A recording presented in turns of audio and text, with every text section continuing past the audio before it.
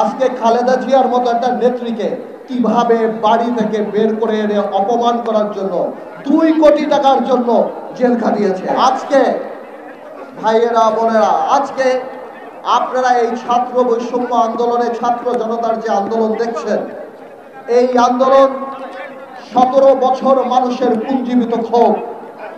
এই আন্দোলন এমন এক পিতার আন্দোলন যে লজ্জায় তার পরিবারের সাথে ভাত খেতে বসে নাই, কারণ সে বাজার করতে পারে না।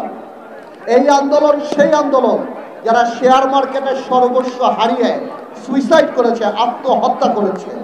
এই আন্দোলন সেই আন্দোলন যখন মানুষ বাজারে যাওয়া বন্ধ করে দিয়েছে, বলতো বাজারে গেলে আমরা লজ্জা পাই। এই আন্দোলন গত 17 বছরে আমরা জেল খেলেছি, আমাদের বিএনপির সতীর্থরা জেল খেলেছে।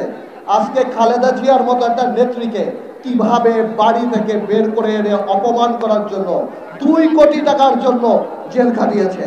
তারেক রহমানের স্ত্রী, তারেক রহমানের পরিবার সহ সবাইকে এই সরকার, গত সরকার, আওয়ামী দুঃশাসনের সরকার 2টা মাত্র থিওরিতে বিশ্বাস করে।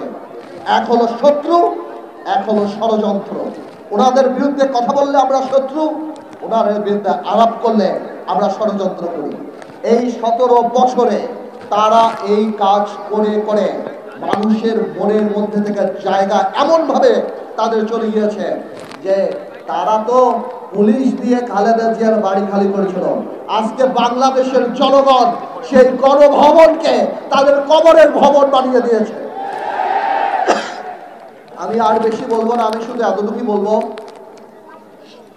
যারা শহীদ হয়েছেন, যারা আহত হয়েছেন, 17 বছরে যারা আহত হয়েছেন, আমার মনে হয় সরকারের পাশাপাশি একটা এই বৈষম্য বিরোধী আন্দোলনে যারা ছিল তাদের একটা লিয়াজো কমিটি আমাদের দলদের মাঝখানে করে দেওয়া উচিত। মাঝখানে আমরা অনেককে সাহায্য করতে চাই, কিন্তু আমরা পারি না, আমরা পাই না, আমরা যোগাযোগ ব্যবস্থা স্থাপন করতে পারি না। আমি মনে করব নিবন্ধিত রাজনৈতিক দল বা যারা কিংবা এই স্বৈর শাসনের ফাঁদে পা নিয়ে দালালির খাতায় নাম লিখে নেই, এই গণতান্ত্রিক আন্দোলনে জনগণের সাথে ছিল, আমি অনুরোধ করব, আমি আপনাদেরকে আশ্বাস দিচ্ছি, আমি বলে যাচ্ছি ইনশাল্লাহ আমরা সবাই মিলে যদি লিয়াজা কমিটি করি, আমরা এই প্রাইভেট সেক্টর থেকে ওনাদের যথেষ্ট যেই ক্ষতি ওনাদের হয়েছে ওইটা তো আমরা পোষণ করতে পারবো না। কিন্তু আমি সবসময় বলি, ইমোশন তো ভালো, তবে পুনর্বাসন ইমোশনের চেয়ে বেশি ভালো। আমি আমার বক্তব্য শেষ করার আগে একটা কথা বলি, এই বিজয় আমাদের সবার বিজয়। আমরা জানি কোনো কারণেই এই শহীদদের আর যারা আত্মত্যাগ করেছে তাদের রক্তের সাথে বেইমানি না করি।